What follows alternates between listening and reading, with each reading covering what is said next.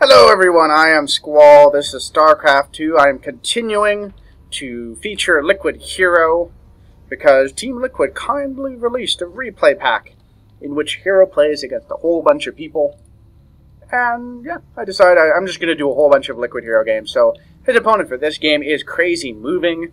I don't know much about him. I know I've seen him at tournaments before. I assume he's Korean because he's on the Korean ladder, or actually no, wait, not the Korean ladder, but he's speaking in Korean, okay? So, yeah, I am assuming he is Korean. If he's not, I apologize, but I didn't really want to take the time to look up the Liquipedia in this case, because I just want to get into the games. So, CrazyMoving, of course, moving his, CrazyMoving, oh boy, moving his Overlord across the map. And Hero looks like he's gearing up for a very standard Forge, Fast, Expand, nothing too unexpected. CrazyMoving, on the other hand, hasn't laid down anything yet. I wouldn't be too surprised to see a hatch first. But that said, he has to be worried about that probe being down there, throwing down a pile and things of that nature. So we might see a spawning pool first just to prevent himself from, you know, getting screwed over in that regard, because that's always a pain. But looks like he might be gearing up for it. Yeah, he is gearing up for a hatch first. Hero trying to chase after it. Might get the block. Are there going to be 300 minerals in time? I think there might. And yes, gets it just barely in time. The probe arrives and goes, "Aw, I'm late to the party." But Hero, he's okay with that. Continuing to chrono boost out probes. And in all likelihood, and saving up minerals. So it looks like he's going to go for Nexus first, which is definitely not a bad decision. If your opponent goes for hatch first, they're not going to have attacking units out anytime soon. So you can be reasonably certain you can get that Nexus out first. And there we go. Now, there we go. Hero waited half a second just to throw me off. And this Overlord will get in there, see that the Nexus is indeed on the way, and then in all likelihood will scoot up to this high ground just to remain safe, while still providing some vision. So, spawning pool is on the way, just over halfway done. Guess I'll bring up that production tab so I can actually tell what's going on without having to look constantly. And, gateway first out of Hero. Interesting choice. Is he going to forego the Forge entirely? I can't really see that happening. No. Okay, good. That would have been a little bit insane. It's like, no, I'll just get gateways and then just get Zults, and it'll be fine. I don't know, is that actually doable? Like, if for example, you know your Zerg opponent really likes to macro and expand a lot, is it possible to just skip the Forge entirely? I feel like if you did, it would still be too risky, though, because the Overlord would be there, it would see what's going on, and then it would just, and they'd be like, oh, I'll just make a whole bunch of lings and go kill you. Yeah. Well, in any case, kind of going to go down just a second here. There it goes. And another pylon just to wall things off very nicely. And it looks like he's just going to leave the probe there just to be safe. And that's definitely a good call. There are a handful of Zerglings moving out across the map. This Zergling chasing down that probe. And third on the way. So very typical first few minutes from this PvZ. Nothing unexpected or outlandish. And the Zerglings might get that probe. The cannon does finish, but the Zerglings are able to get in and just be a little bit annoying. I can't really see them doing too terribly much, as there's only 2 of them. But this will allow them to get just a bit of scouting information. They will see that indeed there are 2 gases and the Cyber Core. Pretty darn typical. And after another minute or 2, we will probably see both assimilators go there. And then Hero can move into a pretty standard Colossus play. And oh wow, the Zerglings do get another probe. So there have been 2 probes killed by this harass. Let's just pull that up, or just one. Oh, never mind. Right, the one at the entrance ran away before it died. Gotcha. And yeah, Hero's just forced to pull probes off of mining just here and there, just to ensure those Zerglings can't kill anything. That's quite annoying. But not disrupting him too much. But it is allowing CrazyMoving to just get a slight edge economically. Already has 3 queens up. We'll see if this one eventually moves to the 3rd to become its mother. The hatchery is mothered by the queen, I guess. Or if it's just going to be dedicated to spawn and creep. Yeah, no, looks like he's just going to make another one there. And this one will be a dedicated creep spreader. Yay. Hero sending out a single stalker just to scout around. should be able to pick off that Zergling without any sort of issues. Unless the Zergling's a little bit too fast. They do run fast, or they run the same speed. Never mind. And oh, CrazyMoving stops moving the Zergling so the Stalker can kill it. Okay, works for me. And our hero does have a single sentry up now and a second sentry, just to remain safe. That will allow him to throw down force fields and keep those lings from getting in. All very typical. And yep, both gases are on the way, as well as 3 more gateways. And from there, we'll have to see where hero goes. I mean, oh, hallucination. That's kind of fun. Not sure what exactly he's going to do with that. But, could be just for scouting purposes. Oh no, hero gets the Stalker trapped, and it does get picked off by the Zergling. So a nice little win for CrazyMoving. Very unfortunate for that Stalker. So CrazyMoving just continuing to macro.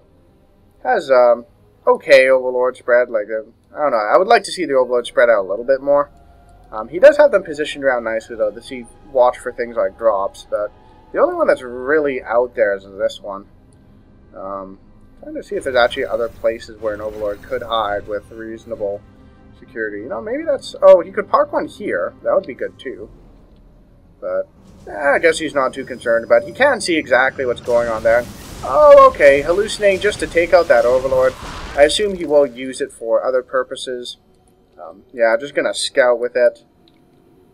And doesn't quite supply block CrazyMoving, but pretty darn close. And it looks like hero wants to expand once again. Well, Observer is on the way out. There's a single probe there to block.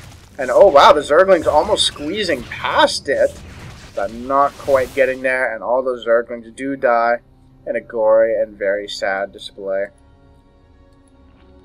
So CrazyMoving just continuing with his creep spread and macroing up. So what do we have here? So we got Roach movement speed and Roaches. 2 more extractors on the way. We do have a robotics base, so we'll see those Colossi before too much longer. And yeah, maybe CrazyMoving is just going for that kind of Stefano style where you just flood Roaches. And you max out at around, I think it was the 13-minute mark. And that style has fallen out of favor just a little bit, as Protosses have learned how to deal with it better and better. But it's definitely still viable. CrazyMoving getting a single Overseer up just so he can keep an eye on those Observers and pick them off. The Observers are running, but it can't run fast enough unless the Queen just decides to stop moving. But there's another one there, and it will die.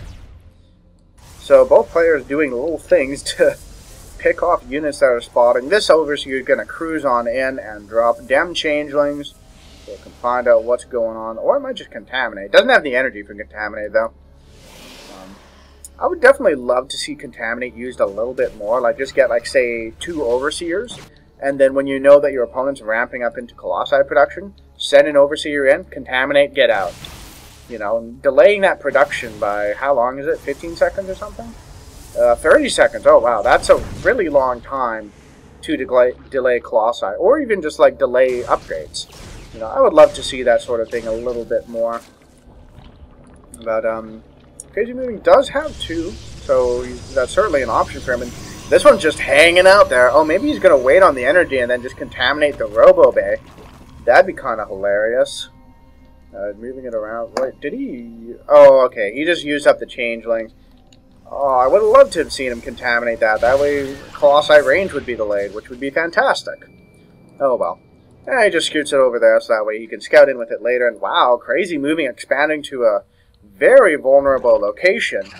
This could pay off for him, because I think the odds of Liquid Hero actually checking that spot are pretty low.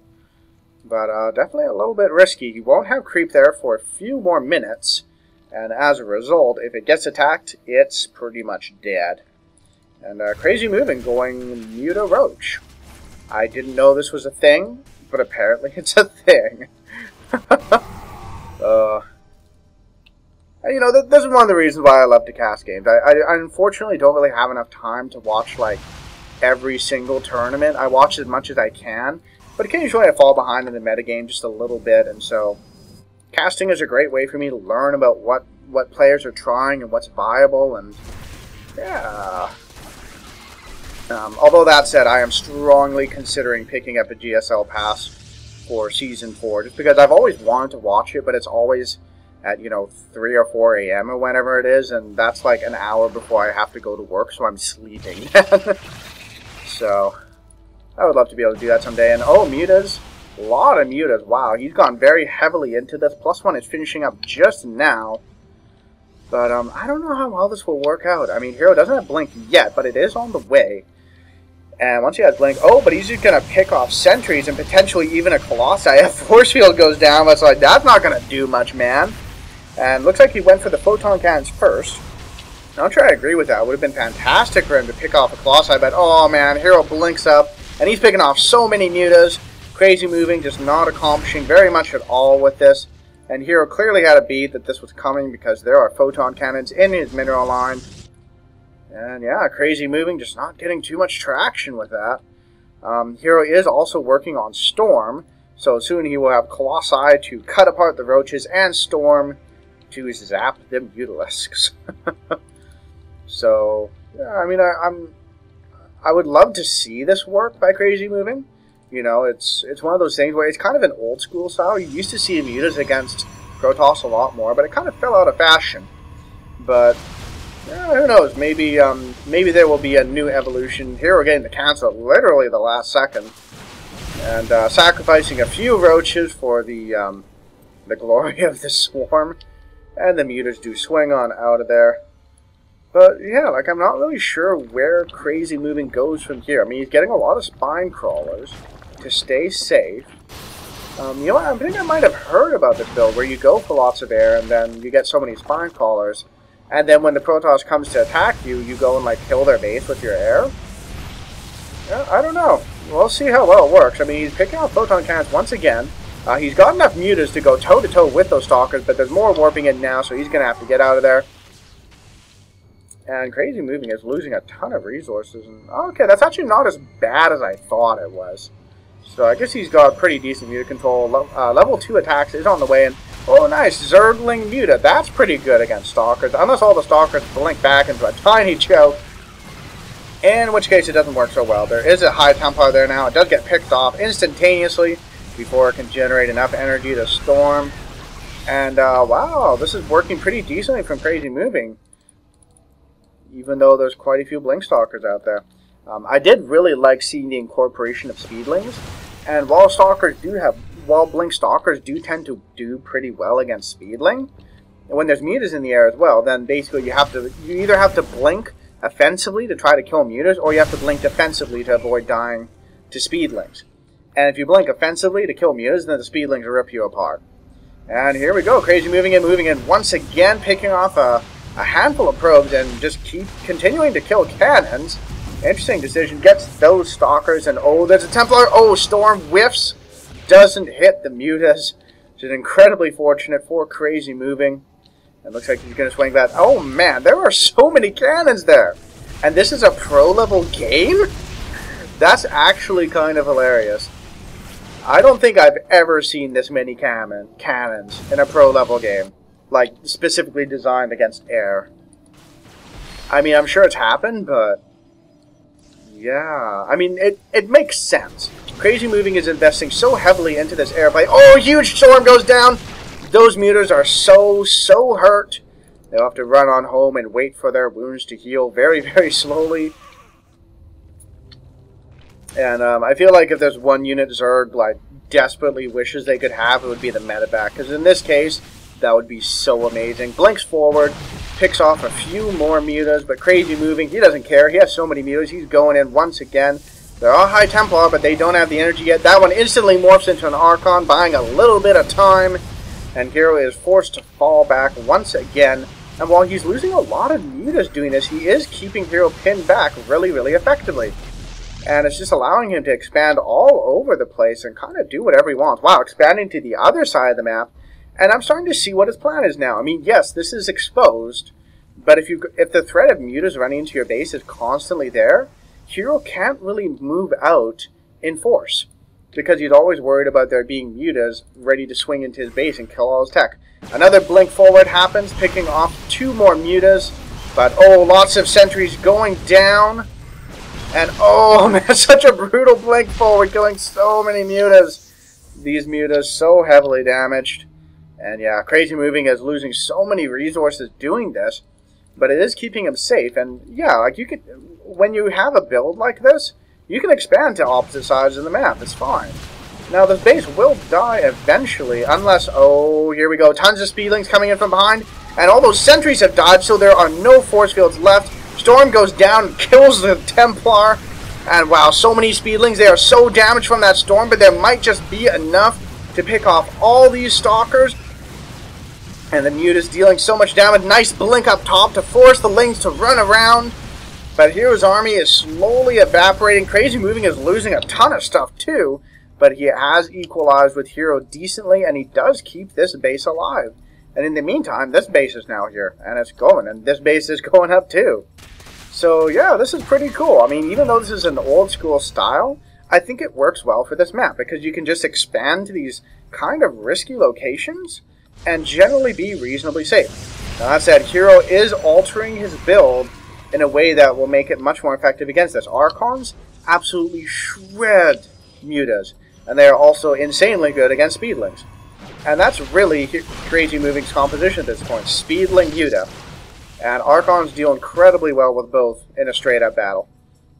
Now the question is CrazyMoving going to be able to control his Mutalisks well enough to avoid those straight-up battles and slowly whittle away Hero?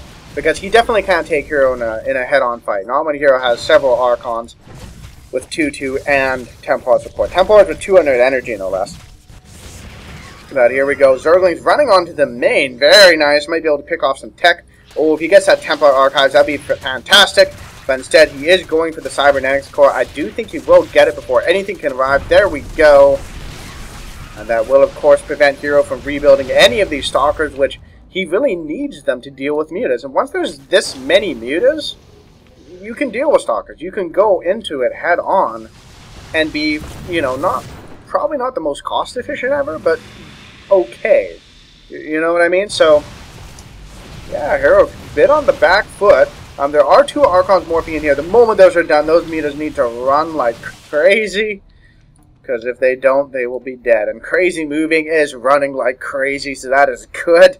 He is crazily moving away from his opponent. Okay, I'm just going to stop now. And this base is still alive, astonishingly. These Spine Callers have bought CrazyMoving just a ton of time. Will he be able to save it in time? I don't think he will. Oh, the Mutas were on move command. If they'd attacked immediately, they might have been able to save that. It didn't quite work out.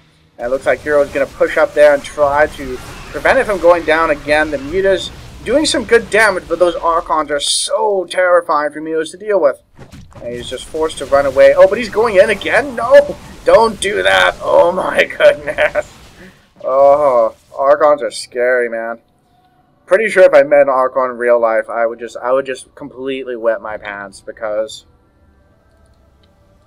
yeah, just because. They're Archons, man. What are you going to do? What are you going to do when a being of pure energy, which seethes for hatred, seethes with hatred, comes at you? Like, what are you going to do? Especially when they deal crazy, bonus to biological damage.